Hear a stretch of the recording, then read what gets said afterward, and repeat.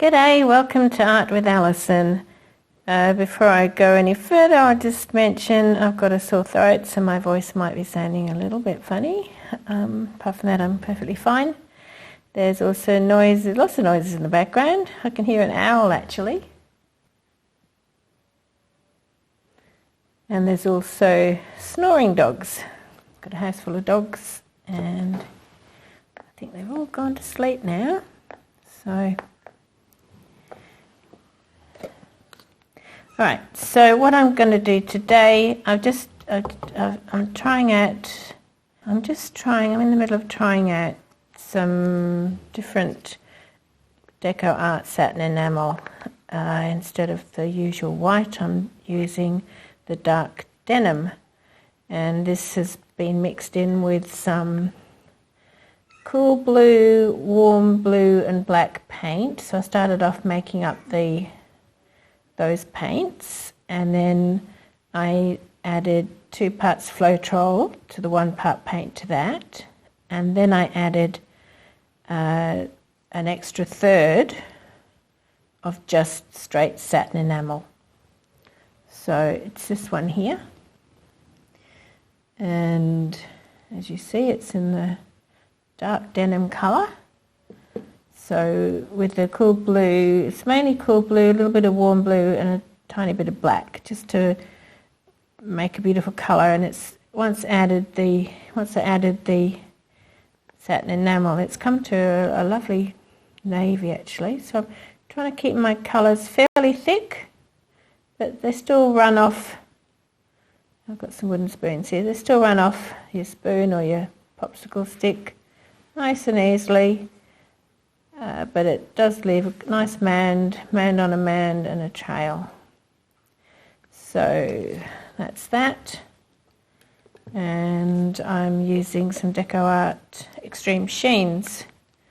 I just love the Extreme Sheens. They do make some lovely colours, and they make lovely cells, and I do love the colours. They're just beautiful. So these two, I've tried to keep these thick. All these Extreme Sheens, I've done more. Usually you add more Floetrol to the paint, but because I want this quite thick, and these are a bit thinner than some of the other paints, so these are actually mixed with 1 part paint to 3/4 of a part of Floetrol. No silicone or water added to any of these paints. I've also got here the Extreme Sheen in Garnet. It's beautiful deep red and metallic of course, and being the Extreme Sheen. And this is Extreme Sheen Pink Tourmaline. Again, you can see they're all mixed in the same ratios as I said before, so keeping them fairly thick. And I'm also going to be using the Liquitex Heavy Body. These are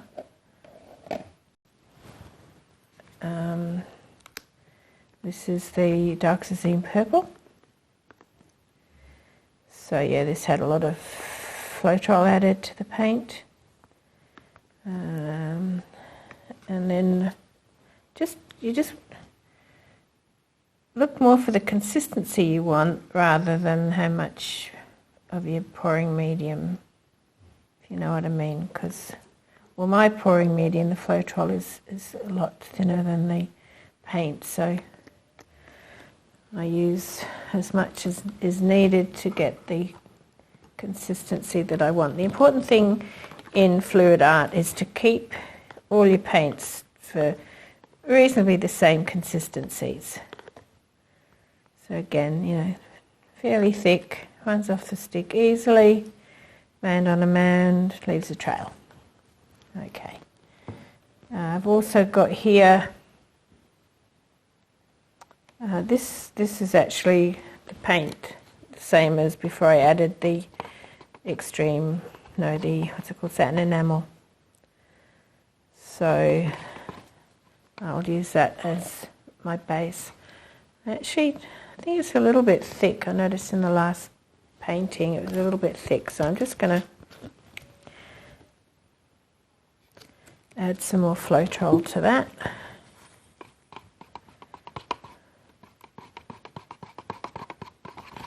Mix it in well. Try not to whip it, because then you'll get air bubbles. So basically stir rather than fold. How's that? Still nice and thick? Yeah, it's a little bit easier to move. Alright, good. That's that one. And the 24K. Okie dokie. So, now what I did for my last painting, and I've still got some of that paint left, is I made these up with all the same colours. I'm just going to put a little bit in each of the corners. It may or may not help with not having to lose everything off the edges. Anyway, just put that aside and I shall layer my cup.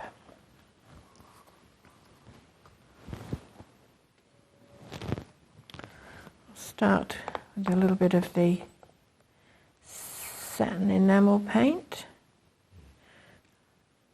I'll do a little bit more this time, as I say I'm experimenting. My last painting I just did a little bit in the beginning, so I'll just do a little bit more this time.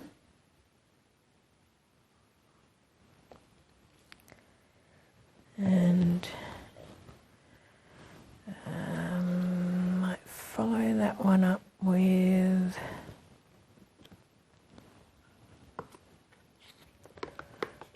some of this.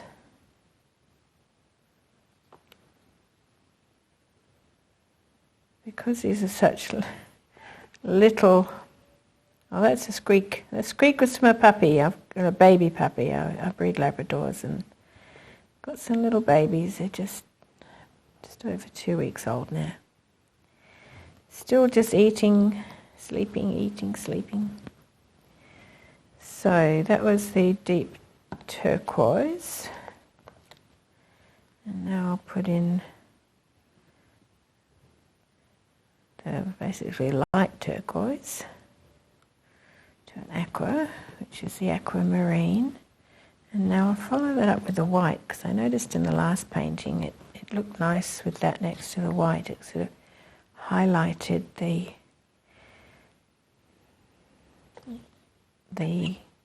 aquamarine. Of course, you've always got to think, wherever I add white, what will it do, or any of the colours, what will it do to the next colour that I'm putting there? Now, of course, white with this purple could turn it into a lighter purple, and that's fine, I don't mind that at all. And I just got a little bit of white into there, so I'll scoop that out, pop that in there. And I might just add some of the base coat here. Sorry if I'm off screen. Just adding a little bit of just the colour without the satin enamel, and now I might go back to this here with the satin enamel in it. Put a bit more in there. Seeing as this is what I'm testing out, is how this satin enamel is reacting. I should have some in there. Two minds whether to use the gold this time. Actually, yeah, come on. What's one of my paintings without some 24K? No, I don't always use it, but... Oh, yeah, well, seeing as it's in the bit I'm going to put in the corners, I guess I should.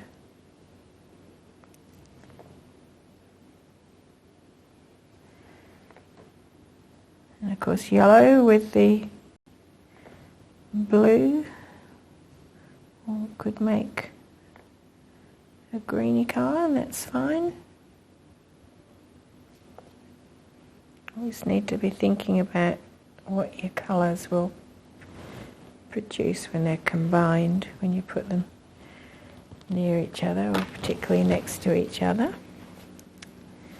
Alright, so now I might go for this beautiful, oh, I love this colour, this garnet. I'm going to have to buy some more. I only bought the one pot. I was worried it would be more like a brown, but no. It's a beautiful deep red. And I'll put the pink tourmaline next to it, so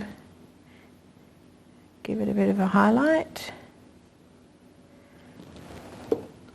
I might actually put white next to that, because I don't mind if it then goes a little bit paler.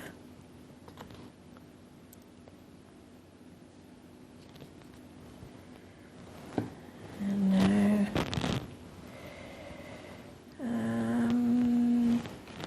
go back with this one, which is going to be the base coat, as I said.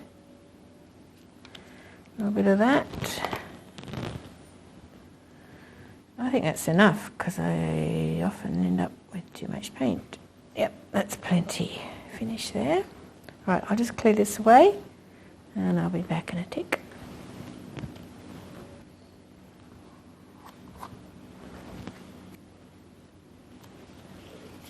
Okay, so just pour a bit of this in the middle. Also a little bit for the corners.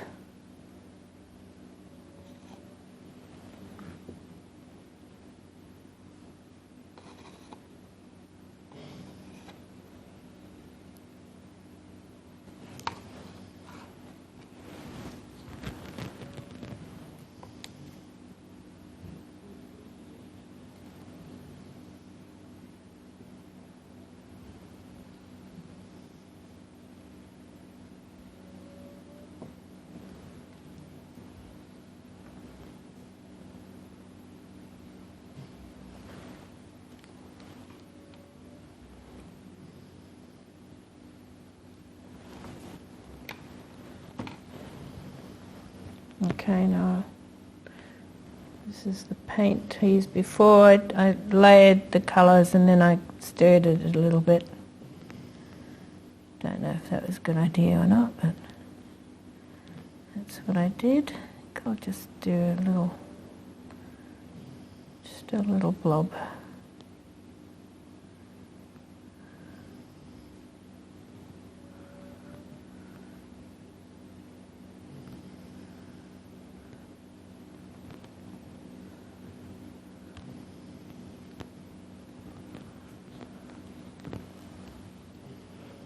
Okay. Stick it in the frame, yep.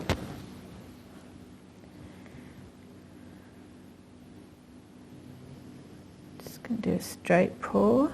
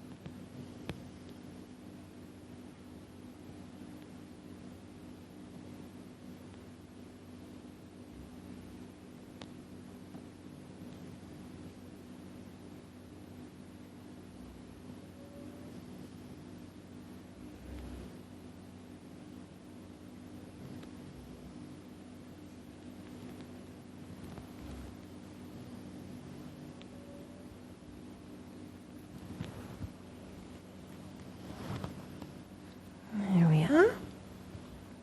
There's some nice cells coming up over there.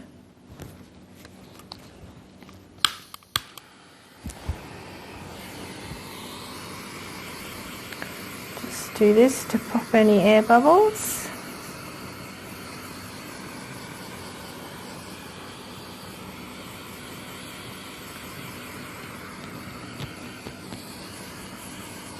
Warming the paint a bit also does help bring up some cells. As I said, there's no silicone in here, but the Floetrol does help to make cells all by itself.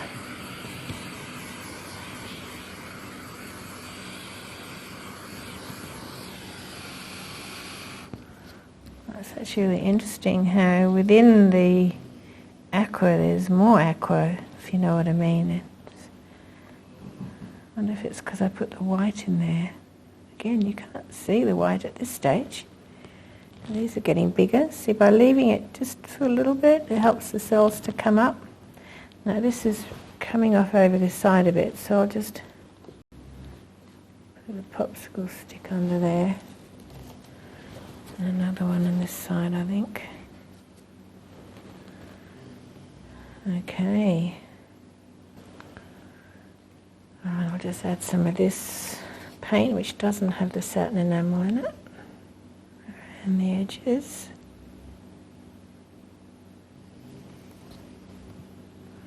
Or edges are left.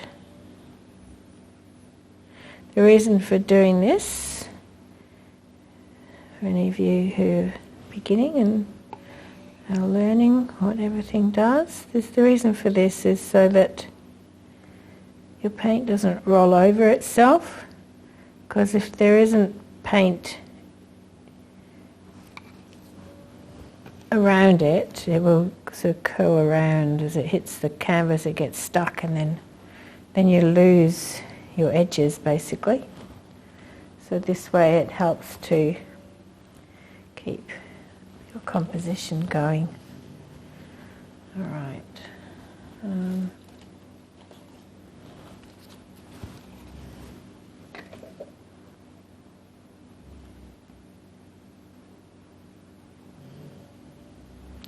as I've got this colour in the painting, even though it's not obvious at this moment, it doesn't matter if any of it is left in the end.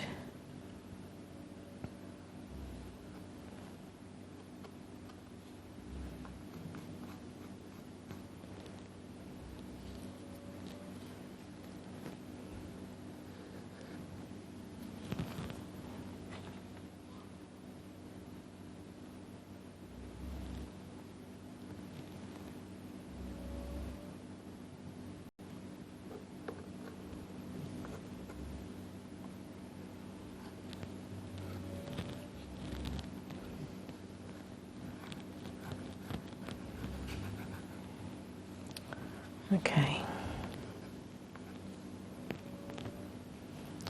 that'll do for the minute. So this is looking quite pretty actually. Loving these cells here.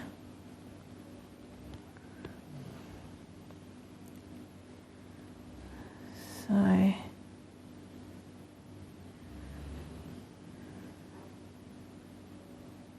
might balance that as the aquamarine's gone off that side. I might just do the same on this side and then bring it back.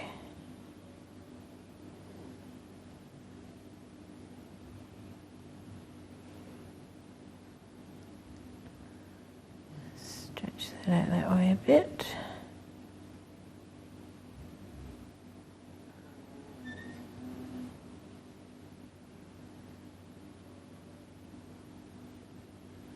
Quite liking that just how it is actually. I might change the corners a little bit, but I don't know, it's hard to, you've got to think, do I want to stretch it out? Of course when you stretch it out you lose stuff. Maybe I'll lose a bit. I'll come over this way a little bit, I think.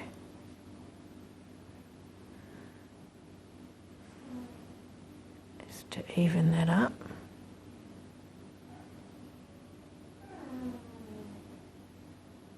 The dog snoring. Oh, I think that's really pretty. Oh, I love that. Yeah.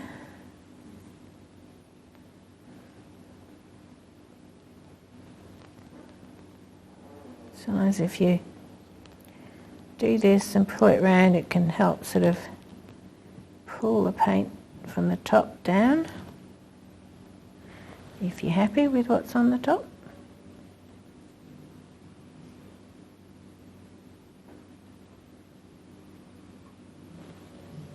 Which is why it's important to scrape off your bottoms as soon as that doesn't sound very, that sounds a bit rude, doesn't it? Anyway, yeah, to scrape your bottoms so that they don't keep leaking. No. So they don't keep running. Dear. It's not getting any better.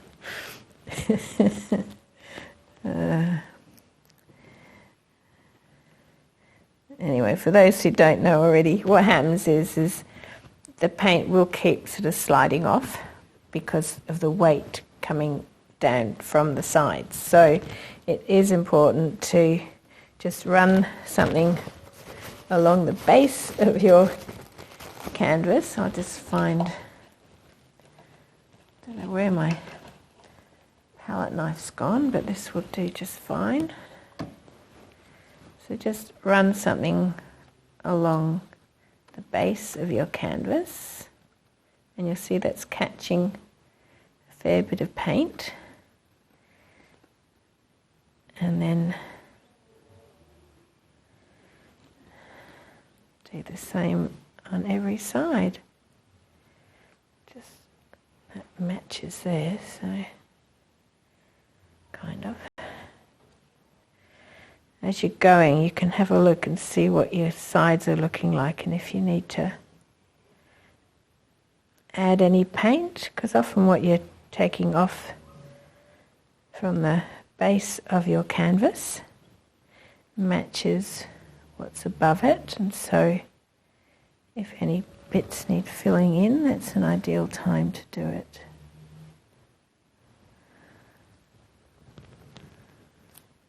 So you want to try and get it flat if you can, because often the paint will have sort of gone around the edge a bit. Does that make sense? As in, don't have it like this where you're just going to get what's on the very edge. Just try and get it flat so you're scraping it right off. And I might just head round the other side and see what's happening on that side. Yes, all right. It's a bit hard to get to it from that side. There's a lot that needs patching up there, so I'll just swivel this around. Oh, I'm so loving this pattern. It is so pretty. I hope it doesn't. Got to watch now, because it seems that I hadn't nailed in my push pins evenly, which is why it started to come off before. So that was this one, wasn't it? This side it was coming off, so I think. So I'll just pop them under there as it's likely, because I'm pretty sure my table's flat. Alright, I might just go find my palette knife, because it's easier to use for this.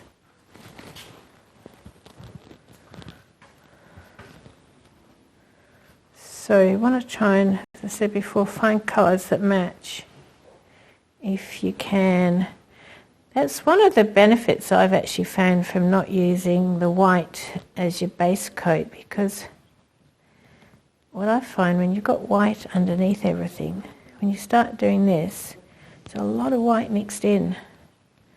And because this has got the dark base coat, it doesn't notice not getting that.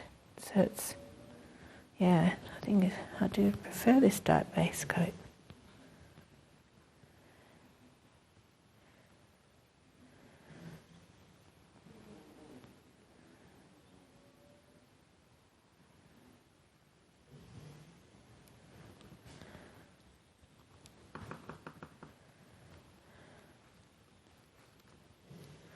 Now also what I do is I often will, well, almost always, unless for some reason I didn't clean it first properly, but because the mat started off clean, I know that it's safe to, like, okay, rather than just wiping this on a tea towel, I can scrape that off into there, and I can end up collecting all this paint that's poured off and put it, can you see this, putting it into this other container. And then what happens is you mix it up, and then you just end up with another colour. It's amazing how they almost always end up blue. Right, what am I up to? This bit here's got a bit of gold in it, so let's find a bit there with a bit of gold. good to try and match it up as best you can. There's a bit over here. Need a bit more aquamarine for that bit. Oh, I'm so pleased. I do like this darker satin enamel. Oh, I'm glad I did these corners. They look really cool. They're all a bit different, and yet they all match in. Really happy with this. Feeling really delighted. Alright, give it another touch. And then I think I'll be done. Oh, these are fun. So just little ones. It's a good way to practice. But it's nice just having some little pretty canvases too. And it's good fun doing the big ones as well. Right, so that's, is it moved or is it like that before? Like I'd like that to be more central. Let's have a look.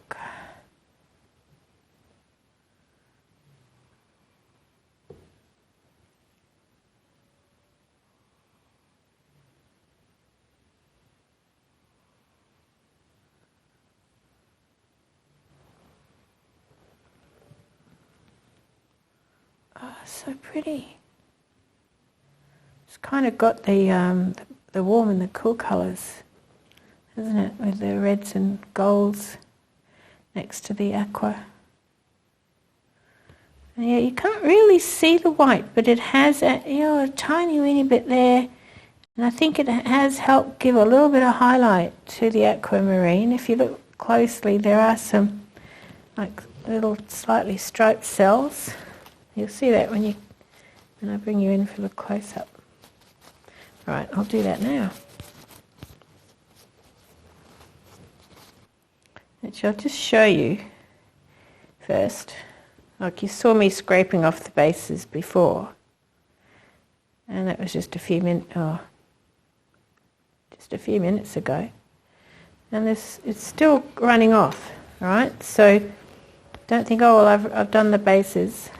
I can stop now because it will keep running for, I don't know, a little while. So every few minutes you just need to go back and just scrape again until it's not running anymore, basically. It will help keep your composition, because yeah, look at all that. So yeah, keep doing that every few minutes, just in the beginning. Okay, bring you in for a close-up. Alright, so it's now the next day, and it has started to dry just around the edges there.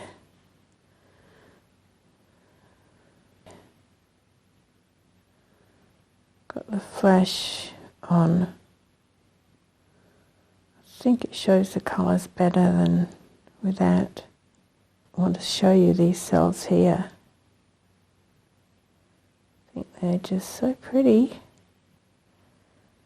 You can see how, remember I did the deep turquoise followed by the aquamarine followed by the white, and that's what's given it the kind of almost 3D appearance. And here the white in with it there as well, just giving it that extra dimension. And I love that fire red, or it looks like almost, doesn't it, next to the aquamarine. The fire and ice, the cool and the warm. Yeah, it's really pretty, it's kind of feathery. And going up here to these cells at the top here, they're so pretty. They just look gorgeous. And I think that's a really pretty corner. And I'll show you the other corner. Yeah, I think that one turned out really nice. And then down, that's a nice corner as well. And I love these wispy bits coming down there, isn't that gorgeous? If I turn it on the side a bit, then it helps the colours be a bit better. But it doesn't help with the focus is all.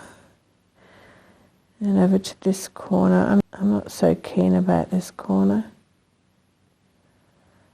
And I'll probably fix that up once it's dry. I'll do another little pour in the corner there. Fix that one up, not a problem. And these little bits of the white, oh yeah, I'm so pleased with that. It's just highlighted it beautifully. Okay. I'll try and bring it out slowly, try and keep it in focus. Try, can only try. Alright, so yeah, I'm really pleased with this. I think it's turned out really pretty. I hope you think so too. I'd love to hear what you think in the comments.